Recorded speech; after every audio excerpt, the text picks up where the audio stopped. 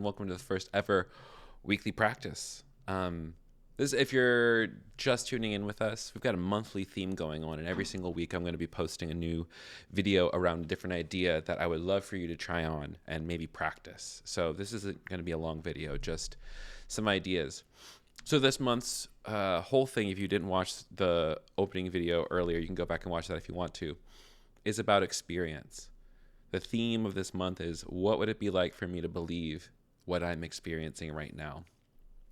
And I've got three sort of ideas around this that I think would be helpful in moving us back towards peace. And also, throughout this time, you're also going to hear me talking about creating a spiritual practice, and I'll tell you what that means as we go. Anyways, so I want to talk about wandering, because a lot of us are currently doing that. A lot of us are currently walking around what feels like spiritual deserts or places that are spiritually dry. A lot of us used to have really solid practices in the churches or in the spiritual communities that we come from. And now what do we have? Because everything kind of triggers us. We're out here in the desert place and we're so uncomfortable because it's hot and it's sticky and gross and all. We're just breathing and we're just like trudging around and like we're not doing good. We're not doing good. Wandering has a purpose, though, when we give it purpose. Because I think right now, what we're doing in our wandering is kind of aimlessness. We're just like, we don't know where we're heading. And I think we don't know where we're heading because we don't know what we want. Our entire life has been this thing of just like, if I did the right thing is going to happen. We know that's not true. And then we've also been taught to want for nothing. We're not even allowed to want. We're not even allowed to do that. So a lot about this wandering process is about trying to, I'm vastly aware of what I do not want anymore. And I'm going to use all of my energy to stay away from that thing. But it's kind of like a finger trap, you know, those little things you put in there. It's just like I'm pulling it away and it just keeps my finger stuck there. That's like when you say, I don't want that, I don't want that, I don't want that, I don't want that. What is your mind doing? Saying, I don't want that, and holding that as the object of your negative attention. Wandering, when we finally get past all those things and we realize that's not here anymore. Whatever that thing is, whatever that thought is, it's not here. It's only living in the theater of your mind. And it can be very annoying to realize this. It can be so fucking annoying to recognize that you're the one who's holding on.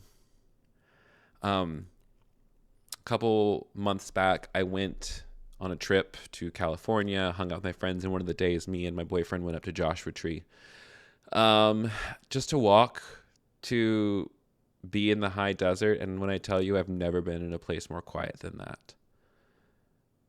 It is absolutely stunning how quiet it is. And some people might say it's creepy, but I was just like, no, this is God. In the stillness, there's just wide open space. And so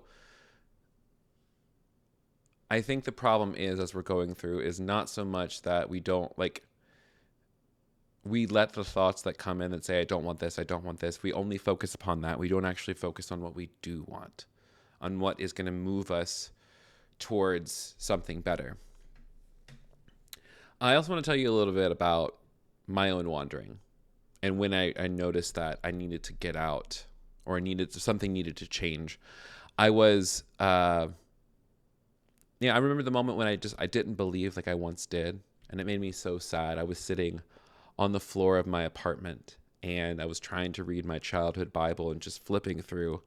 At the time, like I had just come out. I was still thinking I needed to be a perfect Christian while still being queer. I still had to confess the beliefs.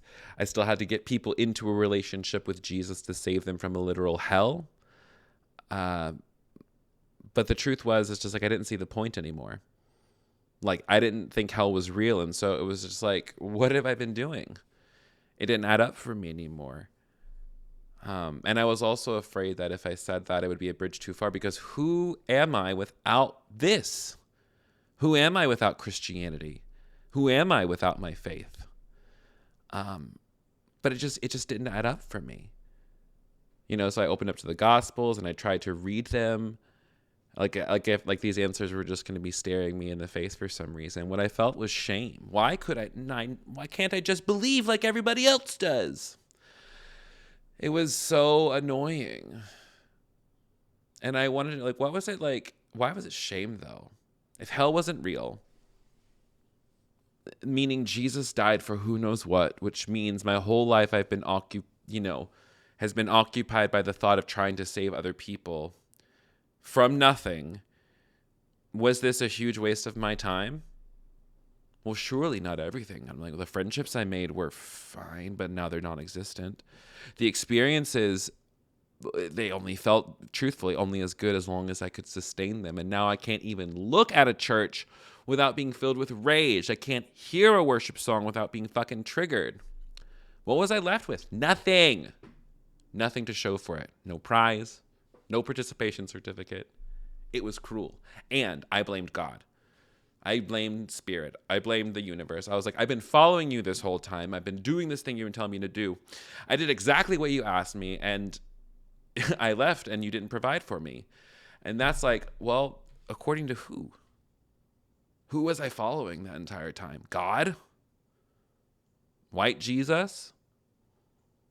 I mean, truthfully, I hate to say it, but we were following a false God. At least I was.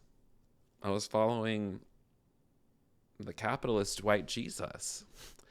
And it took me a second to realize that when you get out of the matrix and you realize it's all a sham, I'm not really mad at God. I'm mostly mad at myself for not seeing it sooner.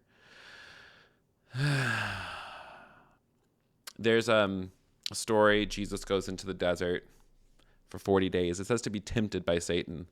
The thing about it is the story only covers 3 instances of Jesus interacting with Satan or Asatan, the accuser.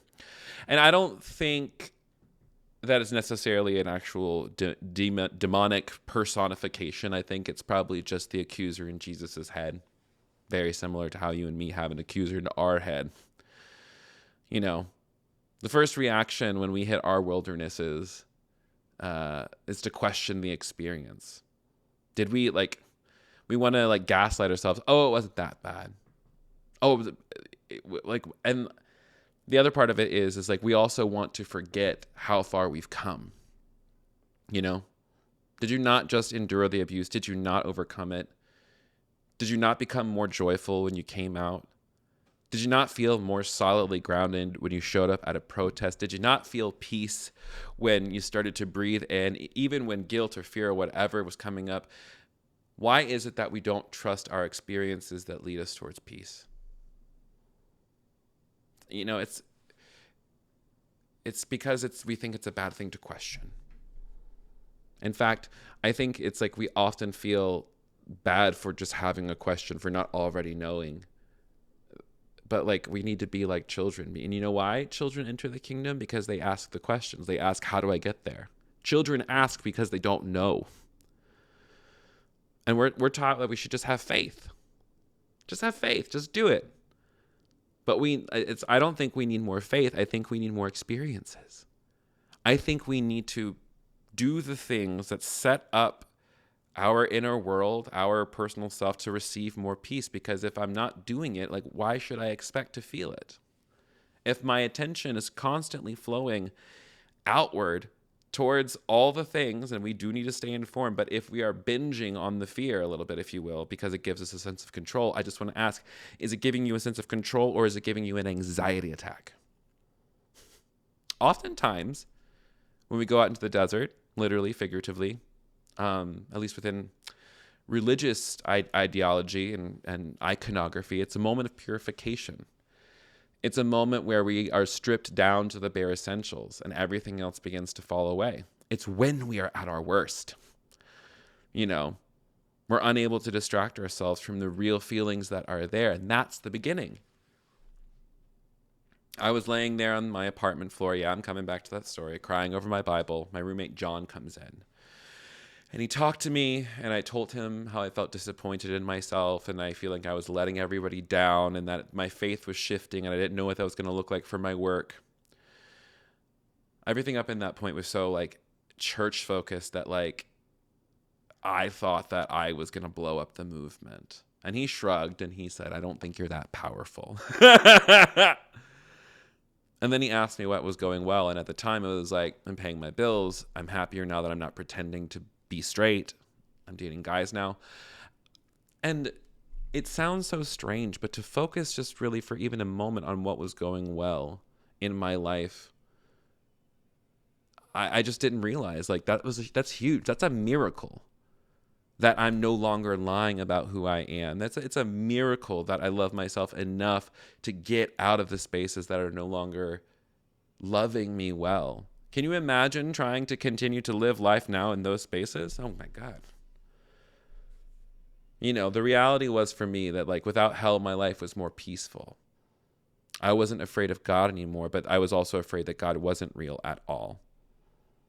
And God wasn't, not in the way that I thought of at the time. But that's really like the point when I began to see my thoughts and how my actions were fully informed by those thoughts. You know, I couldn't have gotten to that point though without kind of getting into that desert space, without going out there and having maybe even my own accusers saying, if you were really who you say you are, if you're really a good person, if you're really a spiritual person, you'll do XYZ things.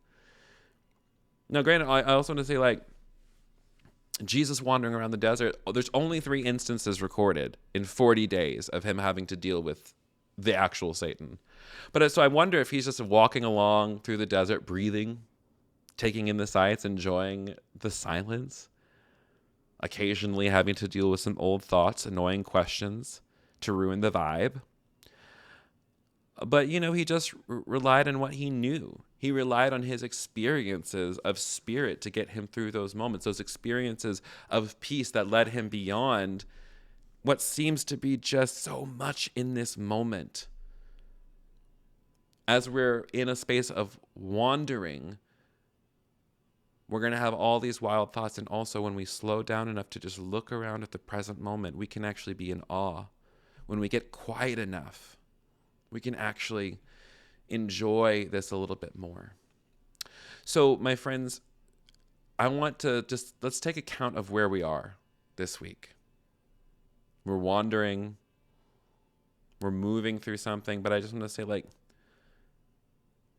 are you further beyond? You're not where you started from, right? You're not where you started, and I will say that even if you feel like you still are, the fact that you're a part of this community now tells me something different. So what I'm going to do after this, I'm going to post an audio on the crowdedtable.mn.co. So if you're watching this on YouTube, you can come join us at the Crowded Table so you can get the guided meditation. And my invitation to you is to just do this meditation every day. It's just 5 minutes long. Allow yourself to get into this present, this like, what does it feel like for me to be present in my wandering, to look around, to appreciate how far I've come, what I've overcome in my wandering, knowing that I don't have to go back to Andrew. Okay? That's it. Wander. We're wandering this week, and we're wondering. Or witnessing. Witnessing, that's the one. It's wander, and then witness, and then wonder. So, let's wander a little bit together this week and find some peace as we do it. Okay, I love you. Tell me what you think about these things. I want to get a little bit of dialogue going in the comments because, man, there's nothing I love more than theological discussion. All right, have a great week. I love you. Bye.